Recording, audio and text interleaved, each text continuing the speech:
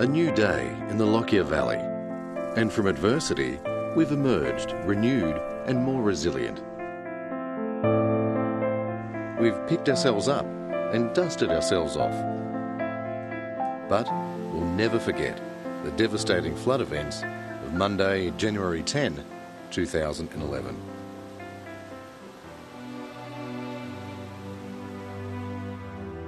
The forecast for the southeast continues to be rain, and more rain. The Weather Bureau says falls of up to 200 millimetres are expected over the next couple of days. Nothing I have ever seen before. When we came over, there was a wall of water. It was 2.5 metres high. There were rapids, and it was roaring over the Warrego Highway. Pretty much the whole of Westcott flooded. Tell me what you There is cars stuck up against the railway line. The river is running so fast. Houses have been gone, and there's kids in water, and there's people in the water, everything.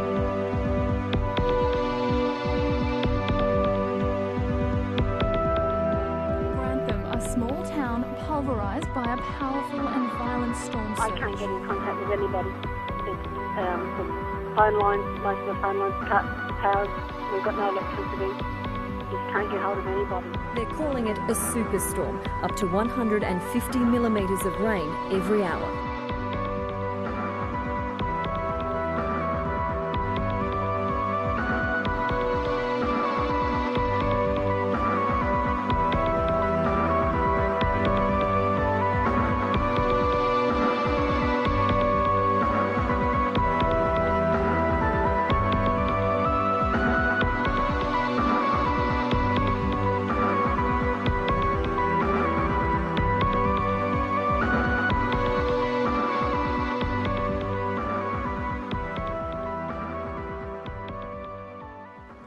Before the flood, weeks of heavy rain saturated the Lockyer Valley. Then, from the morning of the 10th, a line of storms hit with devastating force.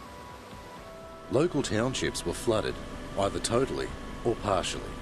20 towns, including Forest Hill, Murphy's Creek, Postman's Ridge, Helidon and Laidley, would soon be names known to people all over Australia. 19 people lost their lives. Others narrowly escaped. 43 plucked to safety by choppers and 47 rescued by boat. Water roared down the escarpment. Withcott, one of the first towns battered by what can only be described as an inland tsunami. The service station next door had picked up cars. There were cars floating down here. Petrol bowsers went down 70, 80 metres down the road.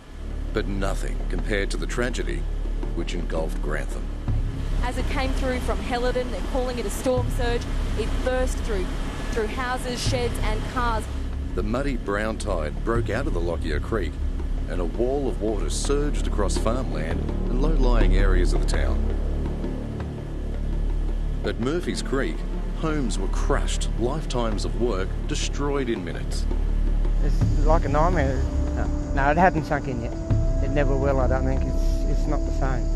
The whole creek is not Murphy's Creek anymore.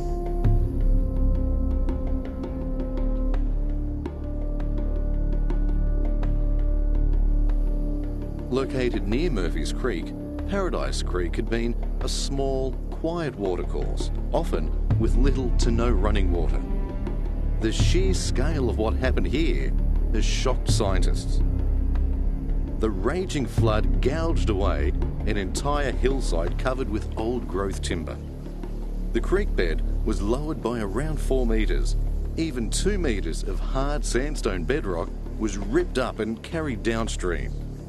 Scientific experts who've assessed the damage estimate the water velocity through here at between 100 and 200 kilometres an hour, and probably closer to 200.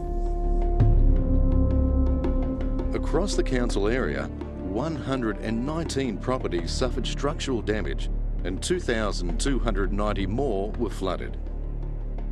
Looked over there and it was like Niagara Falls. It just came out and I had about 2 minutes I got over to this side of the driveway, turned around, ran back in the house, grabbed the kids, hopped on the couch.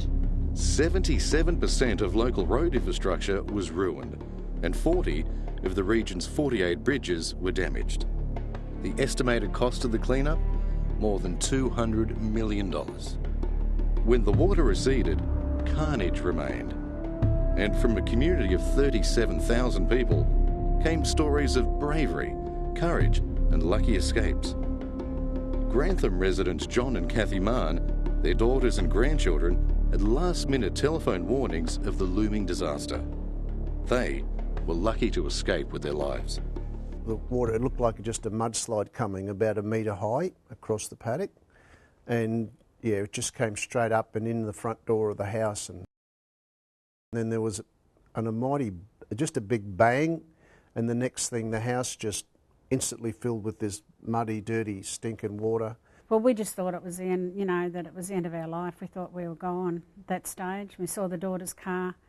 One of the boys saw the car floating past the kitchen window, and at that stage water just kept rising, and all of a sudden we decided, you know, we all held hands and said the Lord's Prayer, and we thought we were really gone at that stage. And we'd sort of said goodbye to one another at that stage. The girls had rang their partners and that and said goodbye. We'd rang Rochelle, my daughter, and said we'd tell everyone we love them, but we're not going to survive. And she just said, hold on, hold on. Mum, hang on, the choppers are coming, choppers are coming.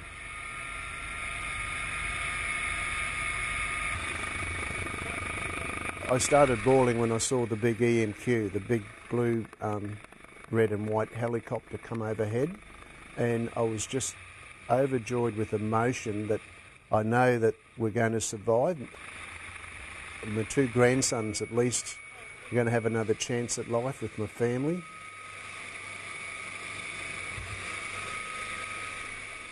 Hundreds of businesses across the valley were damaged. There was mud caked everywhere, there was groceries off the shelves all over the place, our deli had tipped upside down. It was just an absolute shocking mess. It was like as a tsunami went through it. The clean-up showed everything that's good about the Australian spirit. Complete strangers pitching in to help rebuild lives and businesses. Volunteers who we'd never met before turned up with their utes and things and were carting rubbish away. The spirit of Laidley is very, very orientated around this community, working together. 10 days after the flood, Laidley Foodworks reopened, a testament to hard work and community spirit.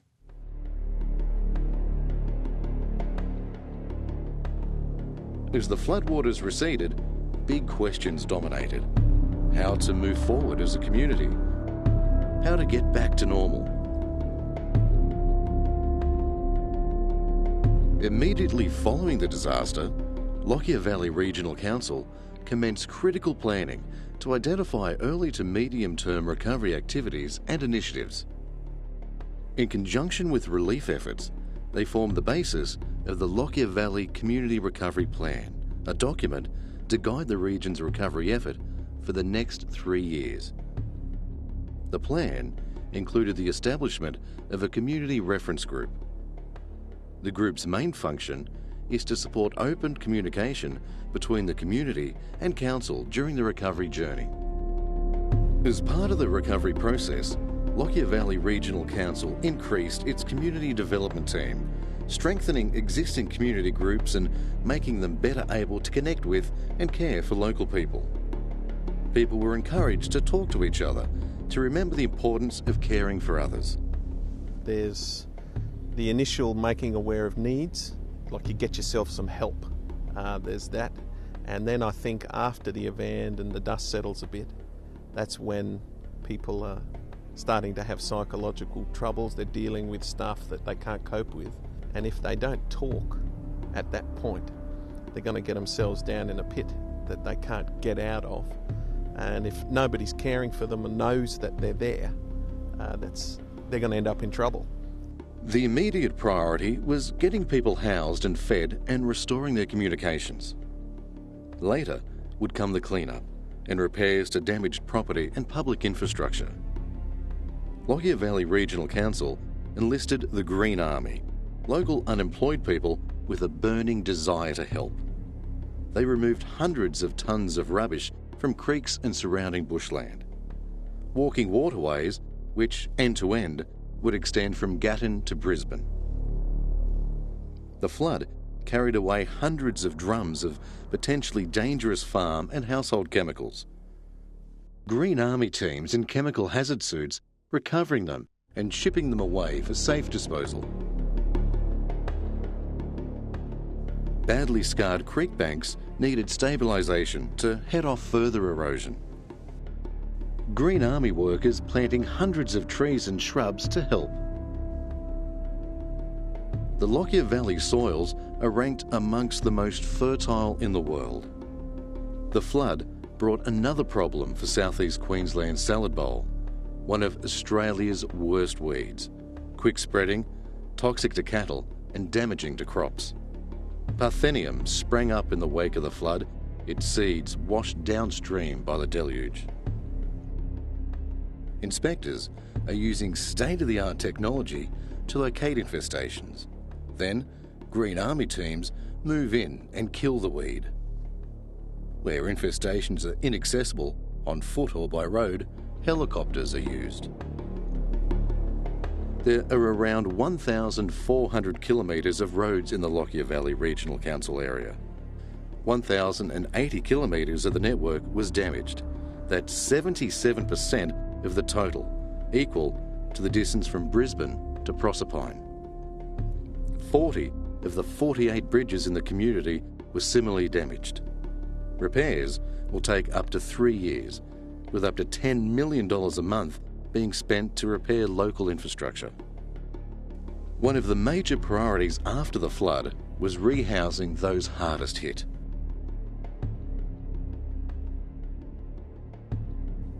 In an Australian-first project, Lockyer Valley Regional Council, in partnership with the Queensland Reconstruction Authority, instigated a revolutionary land swap program called Strengthening Grantham.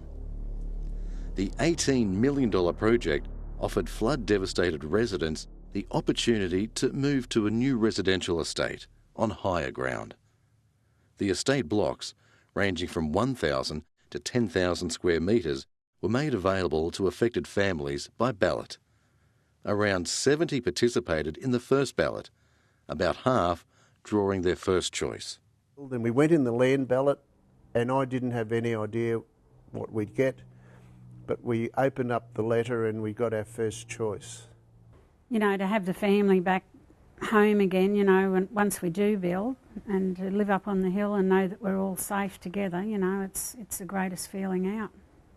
In partnership with Council, Brisbane Housing Company commenced a pilot program to assist flood-affected residents with affordable options. Apart from giving families a new start, the Strengthening Grantham project is boosting Lockyer Valley employment and business opportunities. Construction work on footpaths, landscaping and other infrastructure is providing career paths through apprenticeships, while around 70% of the new estate's budget is being spent with local firms, supplying materials and equipment. A report on community relief and early recovery activities is available by contacting Council. The Queensland Flood Commission's interim report found no precedent for the disaster which enveloped the Lockyer Valley in January 2011. The Lockyer Valley Regional Council is putting mechanisms in place to assist the management of future disasters. There'll be alarms activated automatically by rising water, specialist staff to deal with disaster management, and workshops designed to improve preparation at a community level. There is no doubt the events of January 10, 2011 will be forever etched into the memories of those of us who live in the Lockyer Valley. But what we have done is gather strength from each other and in true Queensland spirit rise to the challenges we face, rebuilding our lives and our communities, one piece at a time. The Lockyer Valley remembers and reflects.